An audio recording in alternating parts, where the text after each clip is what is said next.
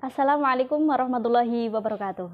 Perkenalkan, nama saya Lisa Wahidatun Syam dari kelas PAI 2B, Institut Agama Islam Nahdlatul Ulama Kebumen. Di sini saya akan mengulas artikel untuk memenuhi tugas ilmu pengetahuan Islam yang diampu Bapak dosen Agus Salim Hamidi MPDI. Artikel yang saya ulas berjudul Kajian Pemikiran Keislaman dan Kebangsaan Kyai Haji Bisri Mustofa Rembang dalam kitab Syair Ngudi Susilo. Artikel ini ditulis oleh Bapak Agus Salim Hamidi MPDI. Mari mulai mengidentifikasi artikel ini.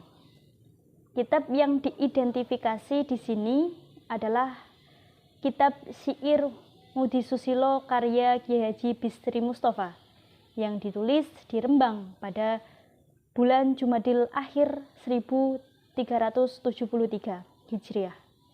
Identitas ini tertera pada halaman 16, halaman terakhir kitab ini. Bulan dan tahun, jika dikonversi ke dalam bulan dan tahun Masehi, sama dengan bulan Februari 1954. Kitab ini terdiri dari 1 lembar halaman cover dan 16 halaman isi. Pada halaman cover tertulis judul atau nama kitab, penulis, logo, dan nama penerbit. Huruf yang digunakan adalah huruf Arab. Syair Ngudi Susilo suka pitedah kanthi terwela dening Kyai Bisri Mustofa Rembang.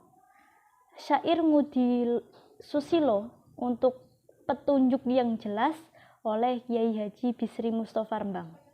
Adapun percetakan dan penerbitannya adalah Menara Kudus yang ditulis dalam huruf Arab. Bagian pembuka isi kitab berupa lafaz Bismillahirrahmanirrahim dengan menggunakan huruf Arab. Di bawahnya terdapat 2 baris sholawat Nabi, Sholatullahi malahat kawakib pada baris pertama. Alamah khairiman rokiban najaib pada baris kedua. Nampaknya kedua baris sholawat ini menjadi kunci lagu untuk lagu syair-syair di bawahnya. Sholawat ini nampaknya juga akan menjadi baris bait yang diulang-ulang. Masih pada bagian pembukaan, di bawah 2 baris sholawat terdapat 24 baris syair berhuruf Arab pegon. Contohnya, contoh dari 24 baris saya ambil hanya berapa bait. Sholatullahi ma lahat kawakib ala madu khairi man rakiban najaib. Sholatullahi ma lahat kawakib ala madu khairi man rakiban najaib. Iki syair kanggo bocah lanang wadon nebehake tingkah laku ingkang awon sarta nerangake budi kang prayoga kangge dalan padha mlebu ing suwarga. Bocah iku wiwit ngumur 7 taun kudu ajar tata keben ora getun, kudu tresno ring ibune kang rumati kawit cilik marang bapa kang gemati. Maksud dari syair tadi yaitu syair ini ditujukan untuk anak laki-laki dan perempuan, menjauhkan perilaku yang jelek serta menjelaskan budi yang baik untuk jalan masuk ke surga. Anak itu sejak berusia 7 tahun harus ajar tata krama agar tak menyesal, harus cinta ibu yang merawatnya sejak kecil pada ayah yang menjaganya. Selanjutnya, terdapat 8 bagian yang juga menggunakan huruf Arab Pegon. 8 bagian itu adalah 1. Bab membagi waktu atau bab membagi waktu yang berisi 14 baris. Yang kedua, bab ing pamulangan atau di tempat belajar berisi 12 baris.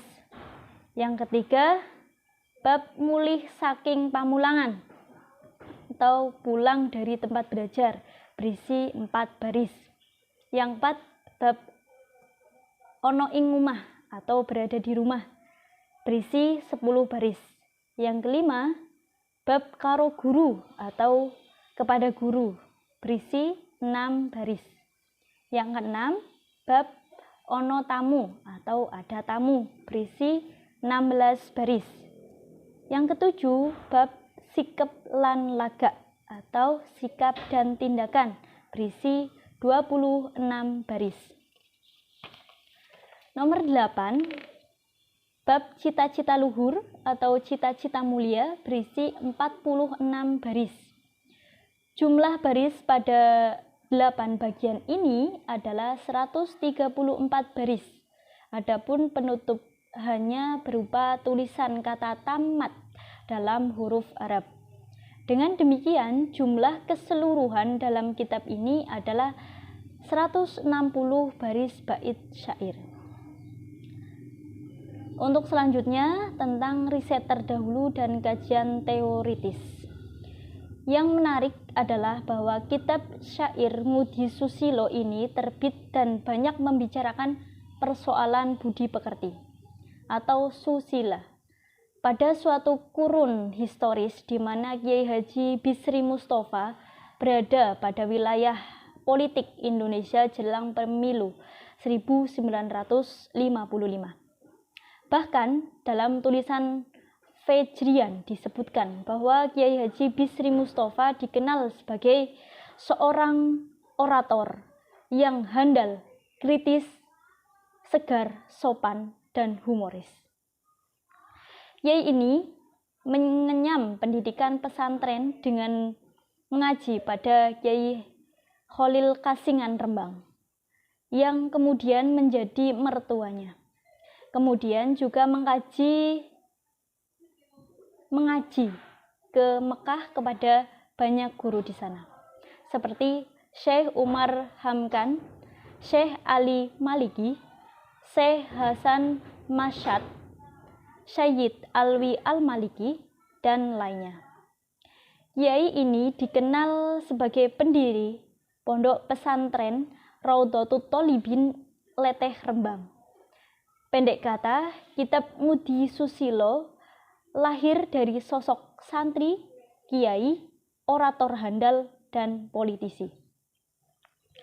Selanjutnya, kitab syair Ngudi Susilo karya Kiai Haji Bisri Mustofa merupakan karya yang dalam perspektif Bordi di sini ditempatkan sebagai realitas praktis.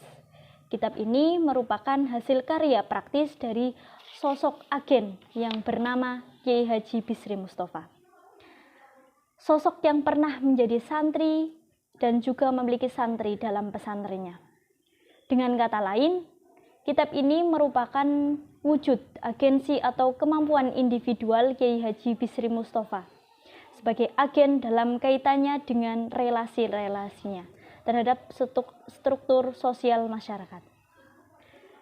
Habitus Kiai Haji Bisri Mustofa adalah santri, kiai, ulama, sekaligus politisi.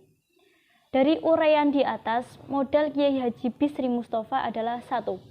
Modal budaya dengan kualitifikasi yang diakui sebagai ulama.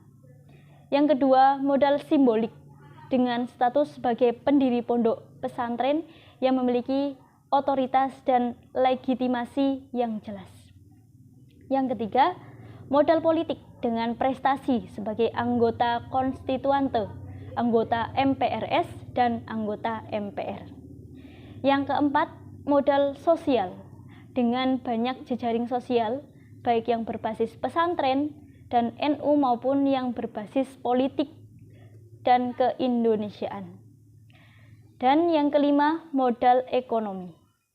Dengan sejumlah pendapatan dan alat produksi, dengan habitus dan modal tersebut, Kiai Haji Bisri Mustafa rupanya mampu membuat karya sekitar 176 buku atau kitab, yang diantaranya adalah kitab Syair Ngudi Susilo ini.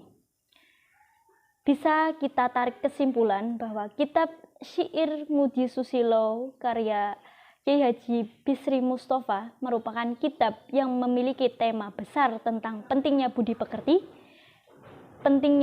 pekerti yang luhur bagi bocah atau anak murid santri atau anak Islam.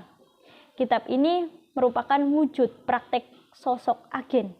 Kitab ini dikenal sekali terpengaruh oleh habitus dan modal dari Kiai Haji Bisri Mustafa, sang penulis kitab sebagai sosok kiai dan juga politisi.